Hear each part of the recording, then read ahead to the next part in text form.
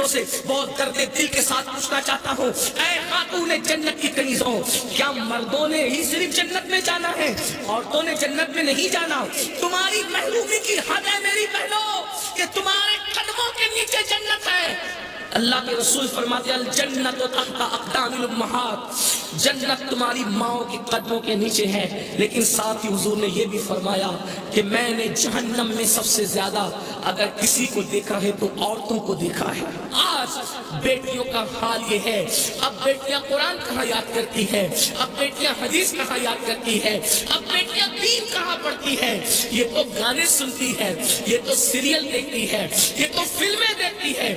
اللہ اکبر، قوم کی جو بیٹی بالغ ہونے سے پہلے سیریلوں میں بھاگنے اور بھگانے کے مناظر دیکھے گی، قوم کی جو بیٹی جوانی کی دہلیز پر قدم رکھ کر فلموں میں زنا کے مناظر دیکھے گی، پھر وہ گندگی نہیں کرے گی تو کیا کرے گی؟ وہ جرائم نہیں کرے گی تو کیا کرے گی؟ اے خاتون جنت کی کنیزوں، جب جب اللہ کے دین کو تم پیٹ کے پیچھے ڈالو گے تمہیں رونے کو مزدور نہیں ملے۔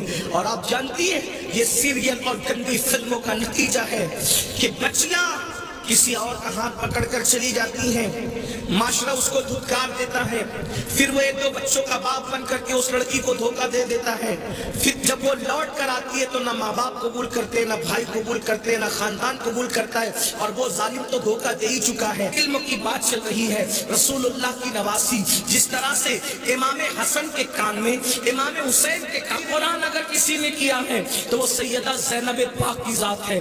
صرف 7 سال کی عمر میں سیدہ زینب نے حافظ قرآن کیا تھا، آپ قرآن کی حافظہ تھی۔ اللہ اکبر، آپ کو حیرت نہیں ہونی چاہیے، اللہ اللہ، سیدہ زینب نے صرف 7 سال کی عمر میں قرآن کا حفظ کیا ہے، اور قرآن کی اکثر صورتیں آپ نے اپنی امی سیدہ فاطمہ کے ذریعے سے حفظ کیا ہے۔ اللہ اکبر، اور قرآن کا سب سے پہلے درس دینے کا کام کوفہ کی سرزمین پر سیدہ زینب نے کیا ہے۔ یہ رسول اللہ کا خاندان ہے، ام المومنین سیدہ عائشہ صدیقہ وہ خاتون ہے کہ اللہ اکبر، عورتوں میں سب سے زیادہ اگر کوئی حدیث روایت کر رہا ہے تو وہ سیدہ عائشہ صدیقہ کی ذات ہے۔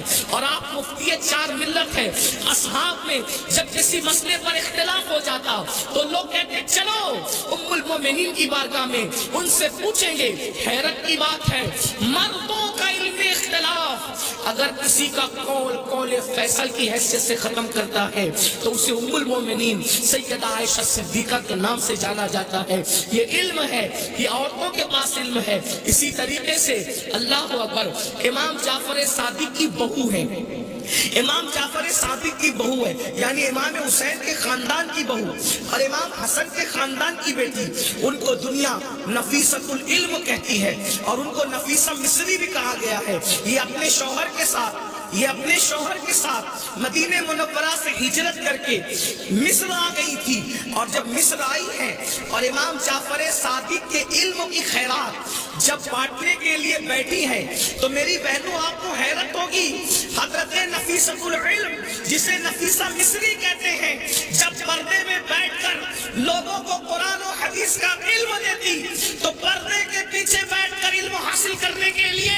مجتہد مطلق حضرت سیدنا امام شافعی جیسے لوگ آیا کرتے تھے اور ان سے علم حاصل کیا کرتے تھے۔ یعنی ہمارے یہاں اسلام میں عورتیں ایسی تھی کہ اتنے بڑے بڑے مرد جو ہے عورتوں کے پاس آ کر کے اسلام حاصل کرتے تھے، علم دین حاصل کرتے تھے، اسلام کا علم حاصل کرتے تھے پردے کے پیچھے سے۔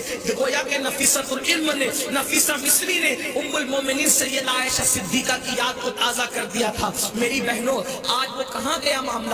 آج تو عورتوں کا مطلب زیورات سے محبت، عورتوں کا مطلب نئے کپڑوں سے محبت، عورتوں کا مطلب شادیوں میں شرکت سے محبت، عورتوں کا مطلب بازار میں گھومنے سے محبت، عورتوں کا مطلب جو فلموں سے محبت۔ عورتوں کو دین سے تعلق کیا رہ گیا؟ بڑی معذرت کے ساتھ برا مت ماننا، میں عورتوں کو کوسنے نہیں بیٹھا، لیکن اپنی بہنوں سے بہت درد دل کے ساتھ پوچھنا چاہتا ہوں، اے خاتون جنت کی کنیزوں، کیا مردوں نے ہی صرف جنت میں جانا ہے؟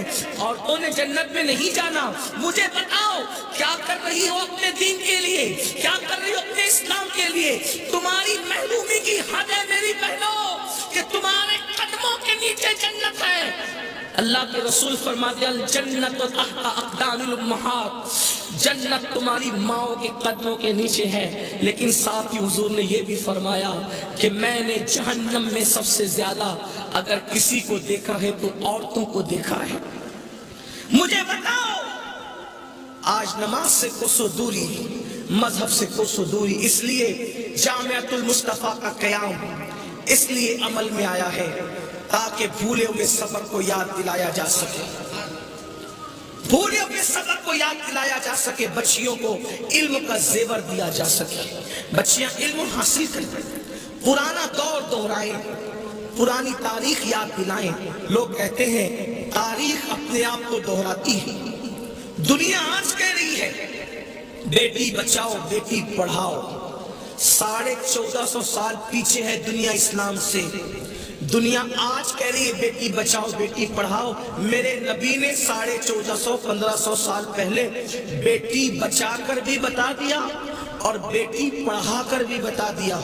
اللہ کے رسول نے بیٹی بچایا تو ایسے بچایا کہ بیٹیاں ان کے آنے سے پہلے زندہ دفن ہوتی تھی، مگر ان کے آنے کے بعد بیٹیوں کو دفن نہیں کیا گیا بلکہ بیٹیوں کو ماتھے کا جھومر بنایا گیا۔